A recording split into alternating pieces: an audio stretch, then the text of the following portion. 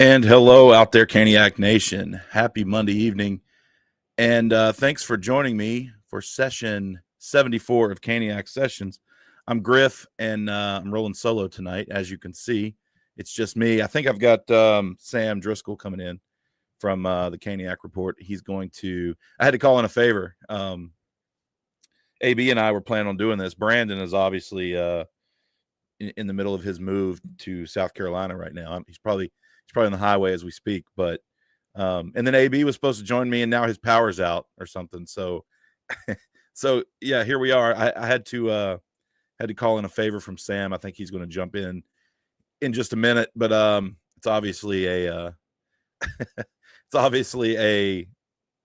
last minute thing for him. So he's trying to gather himself. Anyway, here we are. We're back. I'm back. I know we've been gone for over a month. We haven't done anything for over a month.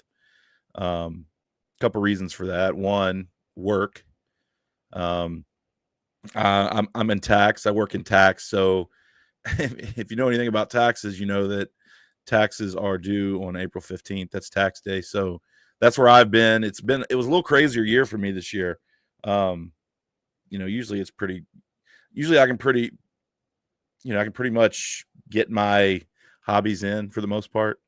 But this year was just different. It's a new job for me, so a little bit different, a little bit busier, but it's all right. We made it through it, and we're here, and we're back just in time for the playoffs. We were going to do a playoff preview prior to game one, but schedules couldn't align. Imagine that. And but anyway, nonetheless, here we are. BTS Not the Band is with us. Yellow, always the first one. Said had to get a new PFP for this playoff season. Hey, it is what it is. Brian Hauser says, welcome back, guys. Well, welcome back, Griff, for now anyway. Pops is here, says, welcome back, guys. Brian again says, AB always has issues. That's accurate. AB always has issues somewhere, whether it be his internet or his computer or whatever. Pops again says he's going to have to get some emergency equipment for times like these. Yeah, that's what we tell him. But anyway, I'm going to bring in Sam. Sam, I called in a favor. He's doing me a solid here. I appreciate it. Let's bring him up to the stage. What's up, buddy? How's it going? Good. Sorry to intrude on your evening here. It's a good evening. Just relaxing, enjoying the day, and kind of hoping for a Montreal Canadiens win. Yeah, we're not going to be here long. I want to get to that game at least by the middle of the second period.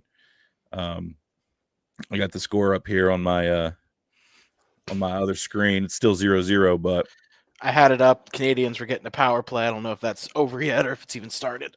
Do you give them a chance? What do you think? Yeah, I do. I picked them to win, and on my bracket, what I think and what I want. I think the Canadians win that series. Washington was trash down the stretch. I think Ovechkin got his scoring thing, whatever. He's still not. He's a one-dimensional player, and I think now that he's got it, last year he wasn't very good in the playoffs.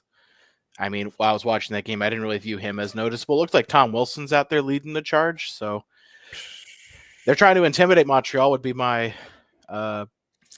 my analysis of the first 10 minutes of the game. Typical. Yeah, well, it is what it is. But anyway, real quick before we get talking about this game last night and kind of some things surrounding the team that I just want to discuss. Just for the podcast goes, since we've been gone for so long, our plan is right now, with the way the schedule's set up, at least through the first round, we're going to try to do a stream in between each game. So tonight, then game 2 is tomorrow. If you're listening to this tomorrow, then the game 2 is Tuesday, the 22nd. So we'll try to do a stream on Wednesday evening. And I think game 3 is Friday and game 4 is Sunday. So we'll try to do a stream Saturday night as well. That's the plan right now. Whether or not AB's power comes back on, and that's to be determined. But anyway, Sam, the game last night. Yeah, we got to watch it together too. We did, yeah. Sam sat right by me last night. It was good game.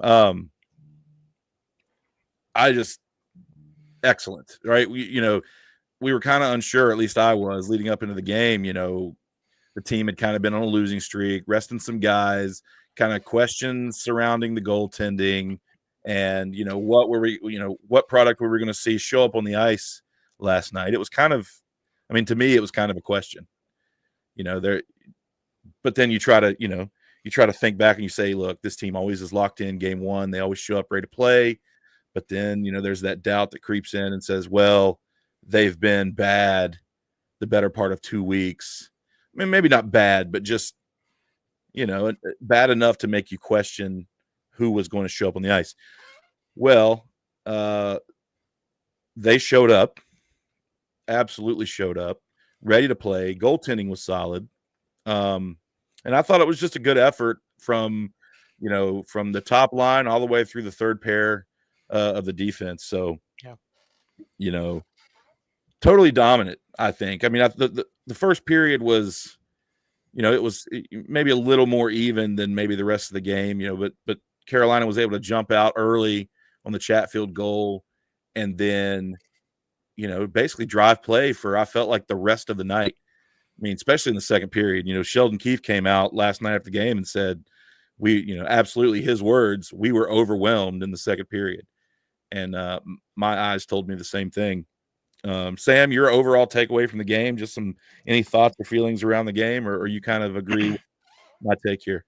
Yeah, I agree with you. I mean, it was, I thought, a game that hopefully PK Subban watched, because his Devils were wildly outmatched. And if you listen to Elliot Friedman at all, I mean, he more or less said the same thing. It's just not those injuries down the stretch for New Jersey mattered. And I think that's what's going to do them in. Not having Jack Hughes, not having Siegenthaler, I think matters. And then when you got your goalie, whacking his own team and taking out your own players and I think it was a blue line guy too. That's where where your weakest is on your blue line, and having your goalie taking out your own guy is trying to hit our guy. By the way, the fact that he didn't get supplemental discipline, I think, is ridiculous. I think intent to injure was quite clear because he did it twice. Yeah. So I think New Jersey's frustrated. I think they're going to come out and play frustrated. Carolina needs to let them. And they're going to take penalties because they're going to play like Markstrom was doing. And we're going to get our power play chances, and the power play needs to show up. And if the power play shows up in game 2, my prediction is Carolina gets at least one power play goal. They're going to win the game. Yeah. Yeah, we saw that last night. We saw 1 for 3 on the power play and 2 for 2 on the penalty kill. So, if that's the special teams results every night in the playoffs, you're going to win more than you're not going to, for sure. But yeah,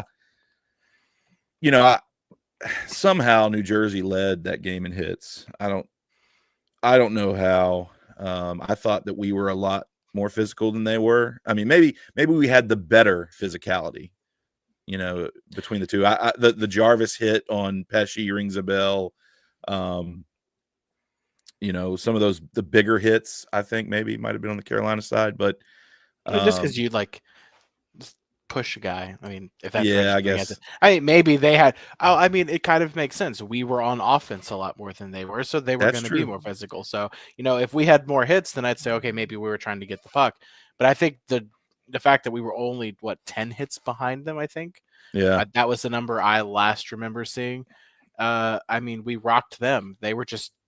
I think they were trying to catch up. So the physicality for them, I think, came in because they were getting frustrated.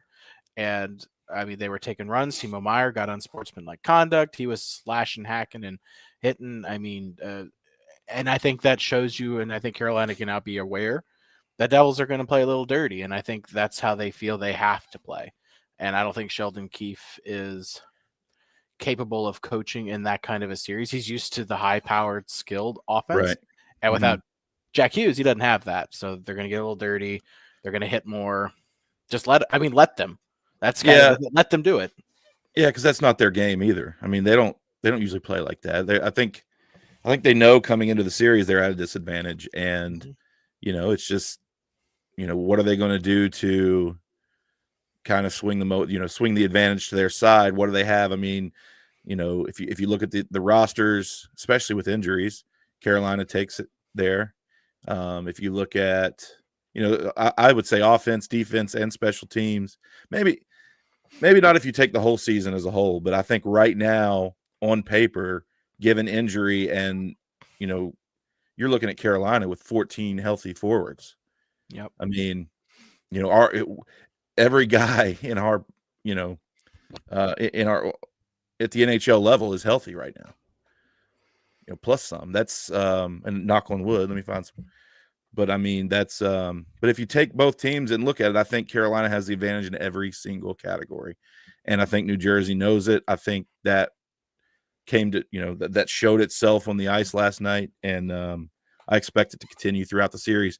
Now, I don't really expect it to be a sweep. I think New Jersey will find a win in there somewhere, maybe game 3 or 4. But I mean, I'm calling it now. Game 5 here in Raleigh, I think the series is over. Yeah, I think you're right. New Jersey can't keep up. And I mean, it's not that I don't think they're talented. They have talented players.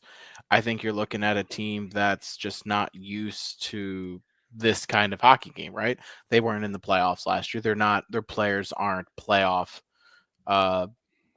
bred and ready to go. They're not used to it. Carolina, a lot of these guys have made 7 consecutive playoff appearances, right? Our core has been there, done that. New Jersey's haven't, and Ottawa's haven't, and Montreal's haven't. And now you're seeing like those teams, they're struggling in game 1. When I was watching the Montreal Caps game, they were on the defense, right? Ottawa on the defense. And I think the experience matters, and these teams that have been there, done that, are showing that. Now, I think in Carolina's case, the roster clearly is better in this case. Maybe if Jack Hughes is there, we're having a different conversation, because I think that's it's 100 points that you don't have, and that's huge. But I mean, I think Carolina can win in 4. I really do. I think it's going to be dependent on goaltending. If Freddie Anderson plays really well and you get one good game out of Kochetkov, because I think Freddie plays 3, Kochetkov plays 1. And I think in game 4, you give Nikishin a shot, because I think you're going to need him against the Caps, if that's the assumption that who we play. But I think Carolina's in a great position, and I expect them to win this series in 4 or 5. Yeah, I agree. Real quick here before we continue. Pop says Jarvis hit on Pesci was great yesterday. Yeah, it really was. I'm sure they'll have a laugh about that after the series is over. That was funny. I didn't expect it. All Canes Network. He says, I'm late, but I'm here. What's up, man? Glad you're with us. Pops again. I don't think the Devils are going to be able to handle the volume of shots we'll send for the whole series. Well, I mean, we saw that last night. I think Markstrom had 41 saves and a loss.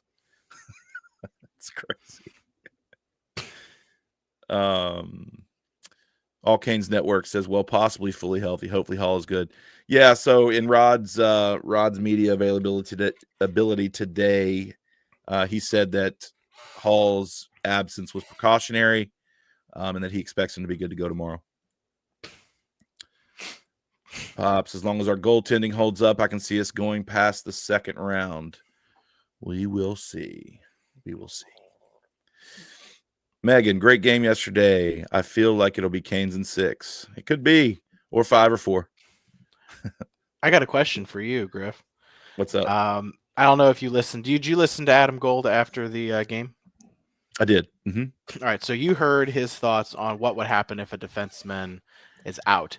He thinks it might be Stillman over Nikishin. I think that is bizarre thinking. What do you think? What do you think of that? Do you think Stillman should go in before Nikishin? I think that's preposterous. But if it was today, if somebody got hurt in game 1 and it was today, maybe I could see it in game 2. If it's after game 2, I think there's no way, because Nikishin practiced today, right? So they practiced today. Nikishin got his second practice in today. I'm sure he's probably doing something separate from the team as well.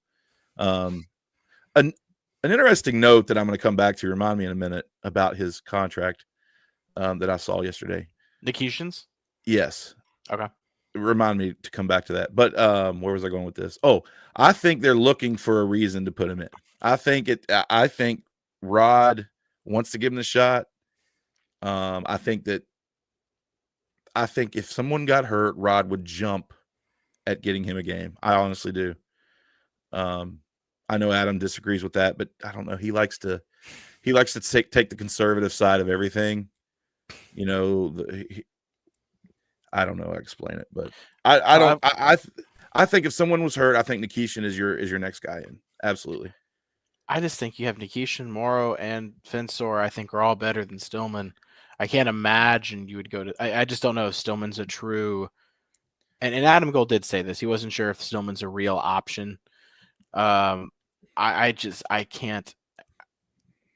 I just don't think I can't imagine putting Stillman into a playoff situation where Nikishin has playoff experience. I don't know if Stillman has the same level of playing against men with men that maybe Nikishin has it. Stillman just I don't think does.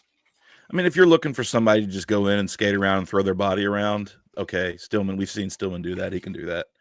But if you want somebody that can do that plus score plus, I mean, quarterback your power play. I mean, whatever. Like, I think it would be Nikishin. I don't agree with that statement. I remember him saying that, and I was kind of like, what? I don't know, man. But anyway, let me go back real quick. I saw something on X last night from Emily Kaplan talking about Nikishin's contract. Apparently, it's not signed. It's agreed upon, but not actually signed. That she said this in a tweet, and somebody like commented below, and they were like, "You mean?" And then they posted like the graphic that the Canes posted, that said Nikishin signed or whatever with him in the picture. Yeah. And she said, "I know." She said, "I have talked to the people, or I've talked to people in the know, or whatever. It's agreed upon, but it's not signed." And she said he can't play until it's signed. So I don't really understand that was so weird to me, how she was so specific in her choice of words about how his contract was agreed upon but not signed. And I'm wondering, the only thing I can take from this is maybe if he doesn't need to play, or if they decide not to play him, do they not sign his contract and save it for after the league year, so that way they bump his contract to the right? You know what I'm saying? So that way it's not. Go ahead. I feel like that's not going to go over well. That's going to be like what we did to Natchez, and I feel like that's just you need to learn from what you did with Natchez. I'm gonna hedge. Emily Kaplan is wrong. You think? And someone's feeding her something incorrect. You do not want to get a reputation of posting signed and being wrong. I would want to go back maybe and read the Hurricanes report. And I did. It does say agreed upon. It says agreed to terms. But then the actual graphic, though, says signed. So you just can't. I can't imagine that that Eric Tulsky wants to get a reputation of putting out information like that. Yeah, that can be easily disproven by the agent. Yeah. So, like, if this is true, he's not signed. One, is this something the player's okay with? If so, then whatever. If this is another Marty Natchez situation, that severely I think damaged the relationship between Natchez and the organization and made every subsequent contract negotiation tough. And I think we saw that why we moved him out, because I think there was an understanding Natchez wasn't going to sign again when his deal came up. I mean, Adam Gold had talked about he wants to play here. You can want to play here all you want, but if you've damaged the relationship between player, agent, and management, doesn't matter who's there. It's this organization did this to me. It's just I don't know. It's weird. It was weird. I maybe I'm gonna have to go back and check it out, because it's I mean, she was very specific about it. Anyway, moving on. Something I want to talk about quickly. March 7th. And what's significant about March 7th is that was the NHL trade deadline. And after 13 games of Mikko Rantanen, and this, I'm not bringing this up to talk about Rantanen. I'm just giving a timeline here. 13 games of Mikko Rantanen. It didn't work out. We flip him to Dallas for, let me back up before that. In the Mikko Rantanen trade, we brought in Taylor Hall from Chicago. He was kind of under the radar in that trade. He was forgotten about in that trade because of the name in the shock that came with Mikko Rantanen to Carolina. But hold that thought. Then March 7th, Rantanen to Dallas. Logan Stankoven is the return for that. And I remember that night. I was in bed. I was getting ready to go to sleep. It was almost midnight or right around midnight. And I believe it was the 6th going into the 7th. And I see a Elliot Friedman bomb, right? About, Rantanen to Dallas. And I remember seeing the rumor about Logan Stankoven as the return. I was like, man, that's not enough. Yep. You need Wyatt Johnson. You need one of these top players. That you need a Jason Robertson, or you need I thought Wyatt Johnson was fair. I mean, I really did. I agree. I wanted Wyatt Johnson or Robertson, because I'm like, those are the comparables. Like, what do you think we're going to give up? Absolutely. But then the return ended up being 2 first-round picks and Logan Stankoven, and it was kind of underwhelming to me. I was like, okay, well, the picks are great to have. You can flip them later or whatever in a trade, or I thought that maybe they might flip the picks that day for another player, which didn't happen. But man, Logan Stankoven has come in and been absolutely everything that you could ask for out of this player. As a rookie, someone that had come in and didn't even have a full season under his belt, he's come in and he's been just nose down, focused, and just everything you could ask him to be. He's producing. He plays well in this system. He plays wherever they ask him to play. And then, man, last night to net 2 goals and just have an absolutely fabulous game like he did is such a breath of fresh air after all the drama that has surrounded this team over the last 3 months. And then Taylor Hall just continues to perform well. I mean, I'm over here hoping that we make him a Hurricane for the remainder of his career. I know you agree with that statement, Sam. But man, I can't like express enough how good these guys, these trade acquisitions have been, even given the landscape and all the drama and the visibility that surrounded it, and really the team in general, how they got through that, came out on the other side of it better. And I feel like it's carrying over into the playoffs. So, yeah, just your thoughts on that. I'm just absolutely thrilled to death over these guys. Yeah, when we did our live episode before Game 1, I talked with Tim Donnelly, and I said, I call Taylor Hall the best player in the Mikko Rantanen deal. Yeah.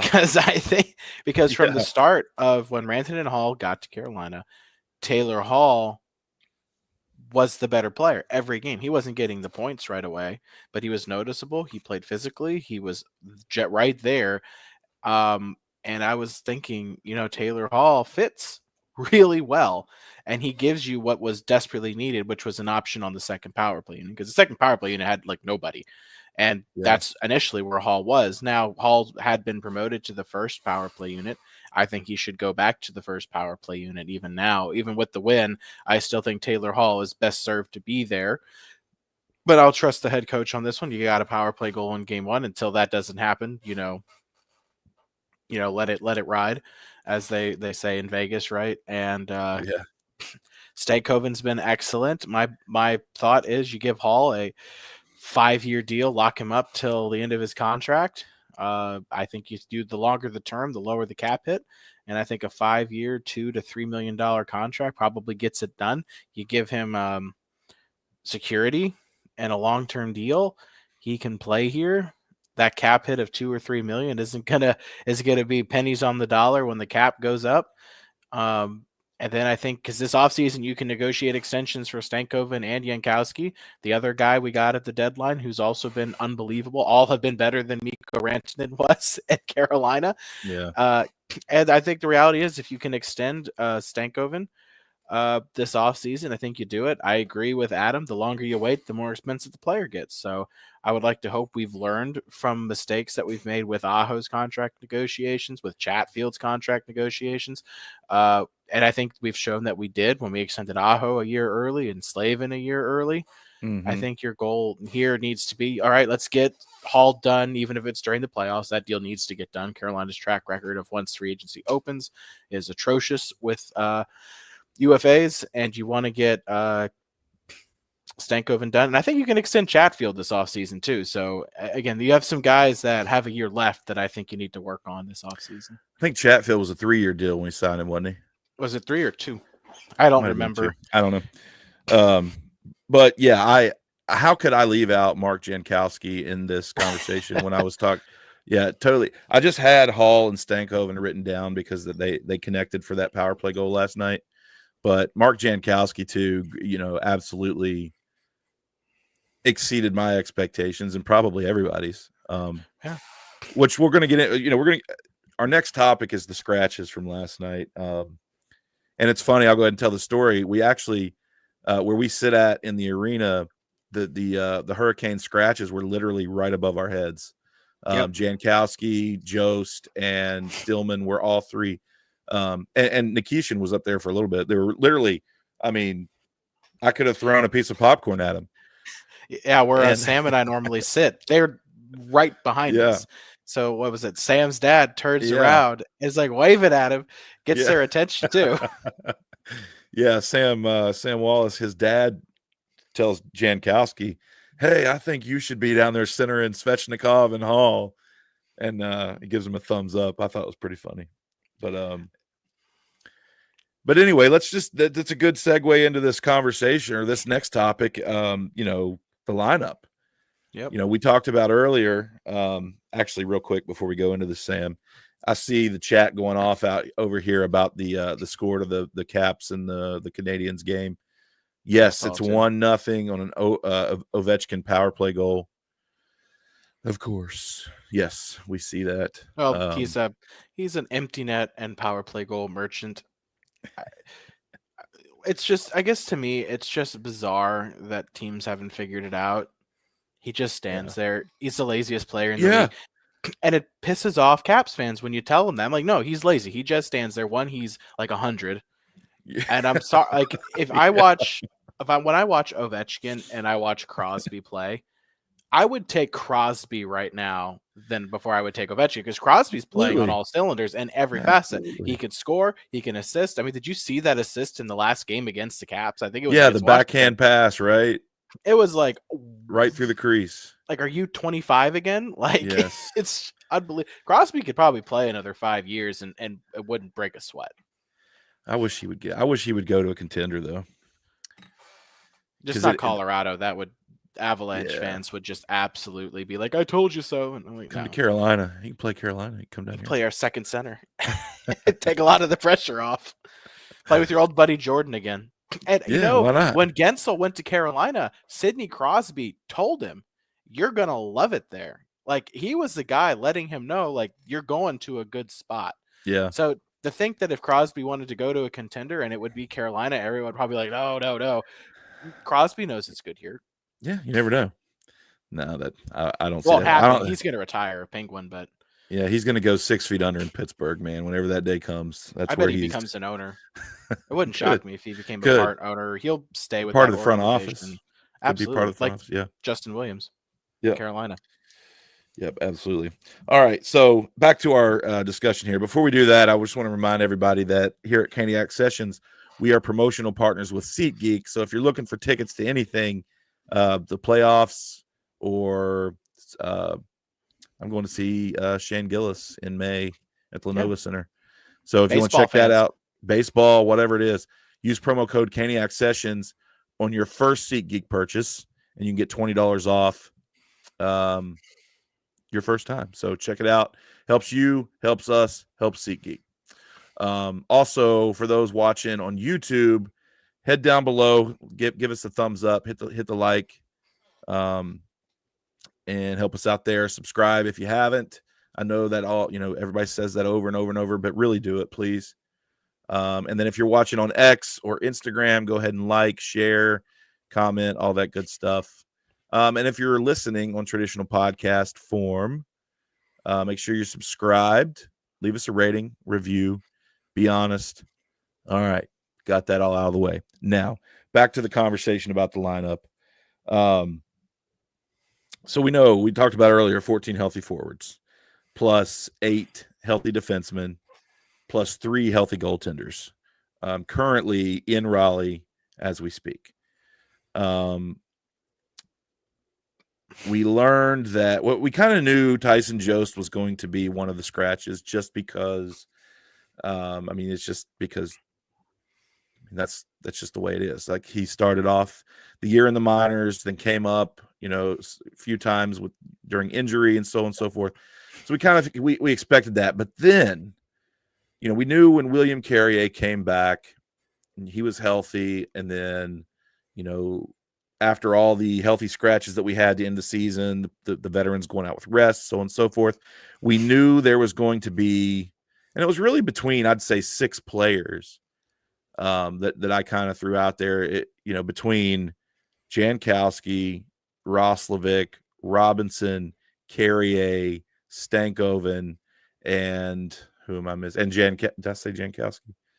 I don't remember who the 6th was, but I zoned out for about 2 seconds, so I don't remember what you said. Yeah, so that group of players there, 5 or 6 guys that you thought might be one of the ones that, would be the healthy scratch, given full health. And people say, oh, well, that's going to take care of itself. Well, it hasn't. So last night, Rod Brindamore had to make a call that I'm glad I didn't have to make and choose the healthy scratch. He ended up going with Mark Jankowski. And I believe the reason, I think what it came down to, and I believe he alluded to this, was just that he wanted a right-handed center in the lineup. Because currently, if Jankowski would have played over Roslovic, you've got 4 left shot centers down the middle. Nobody on the right, right-handed. So, given that, with plus the fact that he's been there all year, he's got 22 goals on the season, even though it was kind of front-loaded, all this stuff, he went with Roslovic. It seemed to be the right call. I won't say the right call. The call worked out. Roslovic and Robinson both ended up factoring in the first goal with Chatfield. And, Stankoven has a 2-goal night. I thought Robinson, I thought that 4th line was the Carrier, Robinson, and Roslovic line. I thought they had a really, really good night last night. They were noticeable, and, they were on the score sheet. So, but man, it's a tough decision because Jankowski is, I think he deserves to play, especially given his start, with the team since, the trade deadline. He deserves it. But I guess, what it boils down to is he's a lefty.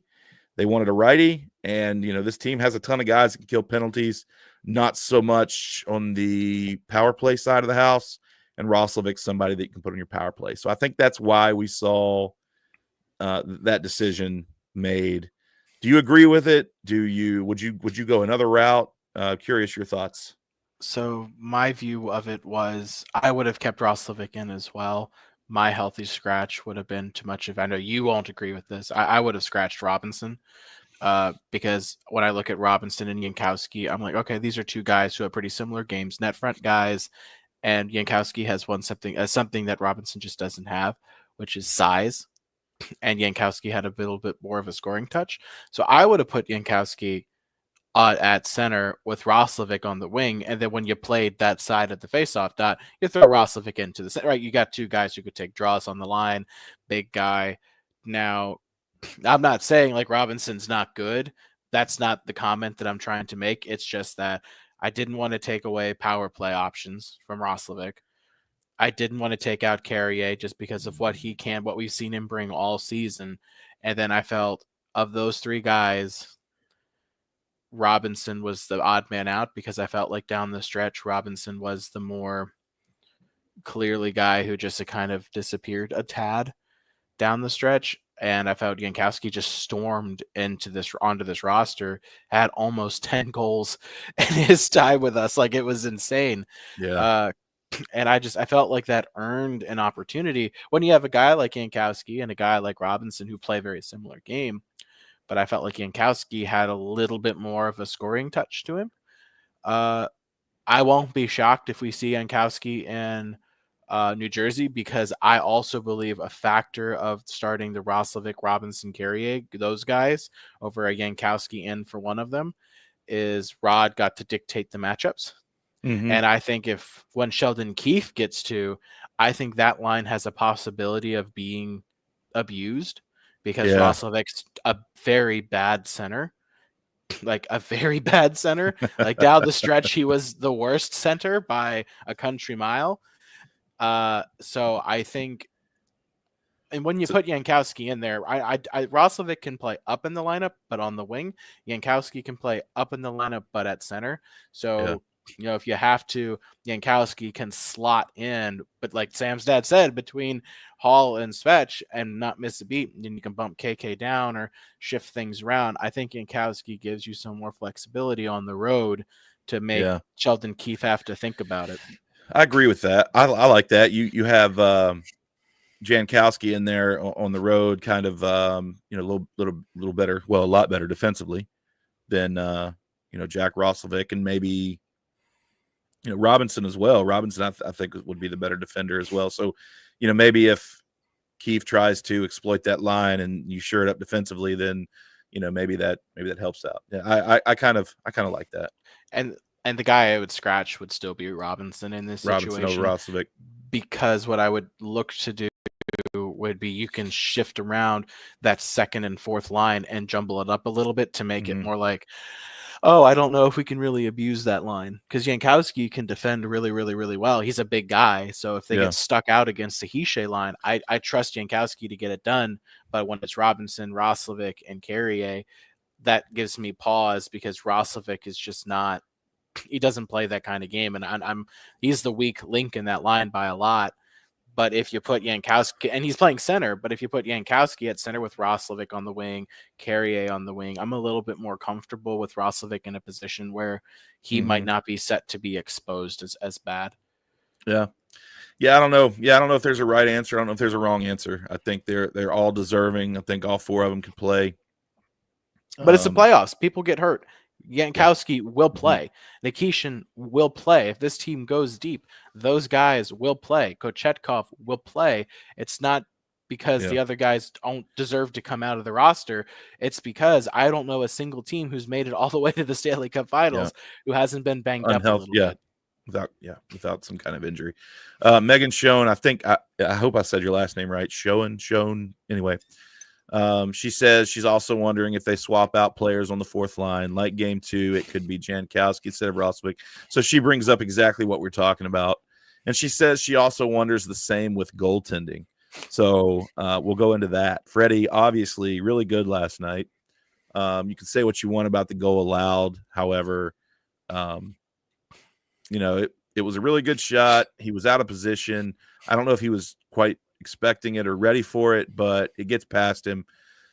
Say what you want, but he by far made up for that goal allowed, especially that crazy paddle save on Timo Meier where he reaches behind him and he sticks the stick, parallel to the ice. What a save. But anyway, Freddie looked good. We know last year we rode Freddie. Kochetkov got a one game in the Rangers series, lost in overtime, and that was a wrap. That was the only game we saw Kochetkov. Yep, and I thought he was great in that game too. Yeah, I didn't think he was bad either. But anyway, we've always assumed that we would see something different this year. if it was your call, if it was your decision, would you go back to Freddie in game 2? Do you give Kochetkov a shot when you have the chance to go up 2-0 in the series and save Freddie for New Jersey? How do you handle game 2 through 4 with the goaltending situation?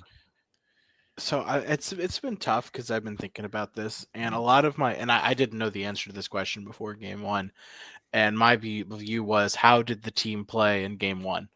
And Carolina was just so good in front of Frederick Anderson, like so good in front of him. New Jersey had some chances, and Freddie had to make some saves. But that being said, this is not a slight on Freddie Anderson at all. I don't know why you don't go with the strategy that's worked 7 years.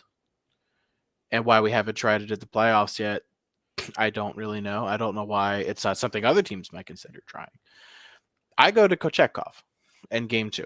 And that's because the team played so well, and I think New Jersey is just so out of their depth. And you're at home. So my thought process is, okay, let's go with Kochetkov in game 2. You're going to give Freddie 4 days off after game 1. Then you start him games 3 and 4. So I give him tomorrow. I give PK tomorrow. Let him go. He's going to get the home fans behind him. That's great. A home playoff game for him. I think that's really, I think it's beneficial to him. I think that helps boost you up. Mm-hmm. And the reason I don't go with Kochetkov on the road is he's been so shaky that I'd rather have the home. I'd rather not put him in a situation where, like, say, a goalie like Shesterkin gets rattled real easy. Is when the fans turn against him. We've seen a goalie as great as Shesterkin lose it and lose all of his confidence. And with a goalie who's already a bit shaky, why wouldn't I put him behind a arena who is going to absolutely chant his name the entire time and mean it? There is, in my mind, there's no wrong answer to who you go in goal. My expectation is it's Freddie Anderson, but I don't know. I like the idea of giving Freddie 4 nights off, especially if you win game 2 with Kochetkov. You go to Freddie in game 3, you go to Freddie in game 4, and I think you can try and close that out. If you get a win from Kochetkov in game 2, you close the series out, I think, in 4. And I agree 100%. I think you go to Kochetkov tomorrow in game 2.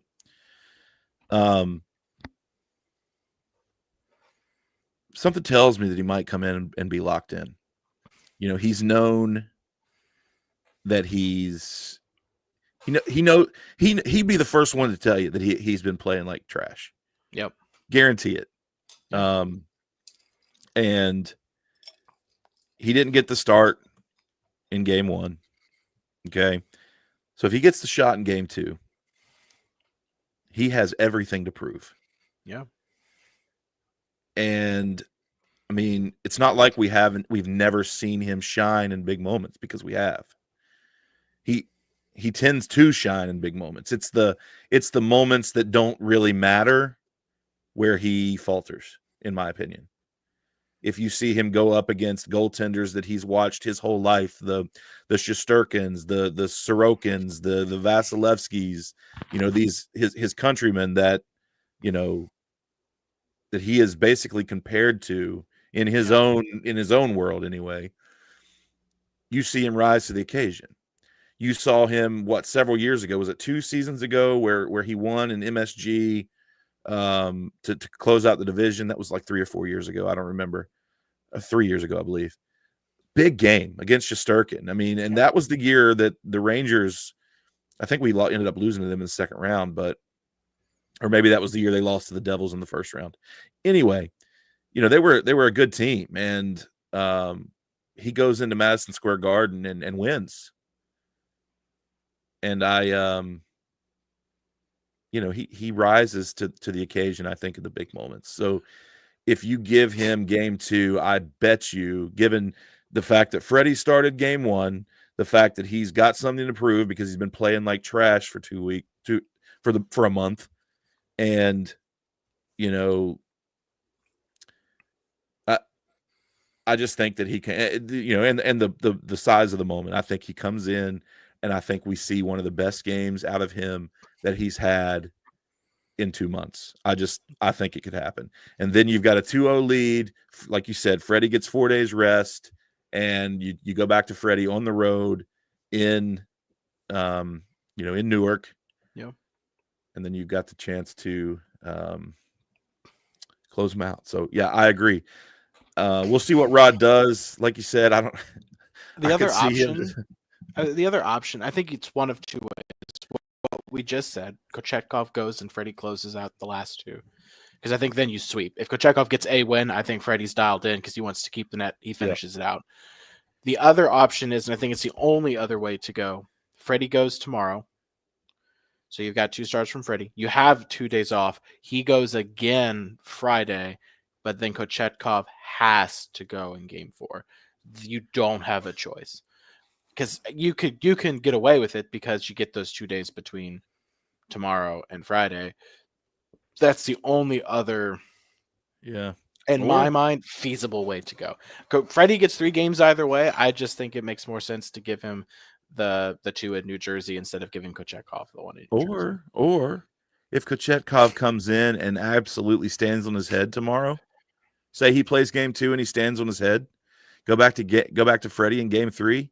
Maybe you just put him back out there in game 4 and let him roll with it, like Kochetkov. Maybe you just do your rotation, and then you've got 2 fresh goalies going into either game 5 or the second round. I don't know. Look, the way it's going to go down is Kochetkov's got to get one of the first 4, whichever one that is up for debate, but he has to. You cannot ride Freddie. No. You can't ride him more than 3 in a row because you're asking for 1, an injury, 2, for him to get tired. We saw what happened last time they did it with him. He just got completely got embarrassed in game 6. Yeah. No, I really don't believe Rod will ride Freddie again like he did last season. I don't see it. If he does, he didn't learn from last year then. No. I mean, it was a glaring, it was obvious.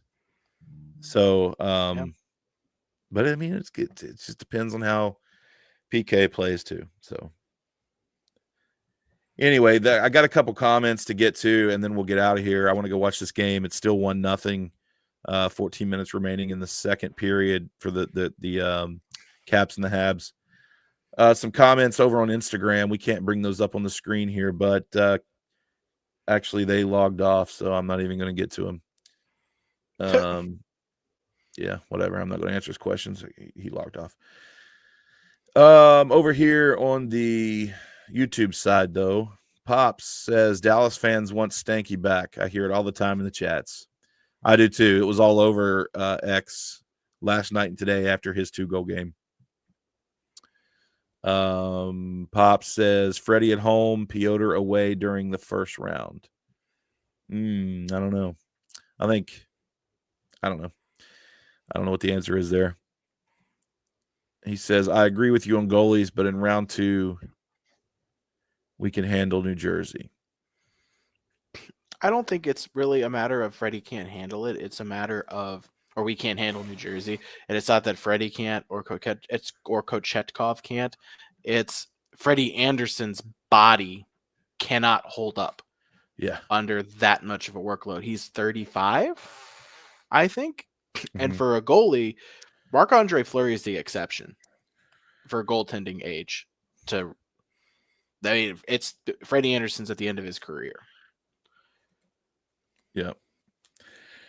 Yeah, we'll see how it plays out. I know Rod today said in his post game that he thinks he knows which way he's going to go, but he kept it close and just to give it some more thought. So we will see. But anyway, Sam, I really appreciate you jumping on here last minute and helping me out on this. Yeah, absolutely. Again, for you listeners, like, subscribe, notification bell, all that good stuff. Thanks for joining in. enjoy the hockey, enjoy the playoffs. It is the session is titled "The Most Wonderful Time of the Year" because it is post-tax deadline. Griff's off work. The NHL playoffs. It's absolutely the best time of year in my world, anyway. And I'm sure if you're listening to this this podcast right now, it's probably yours as well. So enjoy the hockey. Maybe see you at the arena. If you see us, say what's up. Yep. Would love to meet you guys. And that's all I got. So thanks for having me. Yeah, absolutely. You guys know Sam. I'm sure if you're listening, you guys know Sam and his co-host Sam Wallace. He is one half of the Caniac Report. You can catch him most Mondays and Fridays, I think. Are you guys doing something different for the playoffs? Yes, for the playoffs. You can catch us after every single playoff game we release an episode. We don't always go live. We're more of a live on a special occasions kind of podcast. So you'll find us the traditional ways, but where you can still find us on YouTube, X, Blue Sky. I don't even know if there's a social media, we're probably on it. So just Caniac Report will get you to wherever you need to go. But if you're like the traditional Spotify, Apple Play, all that stuff. Yeah. All right, Sam. I appreciate it. And all you listeners out there, really appreciate you guys tuning in for session 74. I guess we could call it the Jacob Slavin episode, even though we didn't talk about him, but number 74 works. He was great the other night too. If you want to talk about it real quick, he was awesome. Yeah, always awesome. Anyway, thanks for tuning in. Thanks for listening. You guys know where to find us. You guys know where we're at on all our socials. It's at the bottom. Wherever you get your podcasts, I'm sure you guys know by now. Again, we are going to do one of these after every playoff game. So we will see you guys Wednesday night for session 75. Hopefully, after the Canes go up 2-0 in the series, we're hoping, against the Devils. Thanks so much for listening, and we'll see you guys in session 75.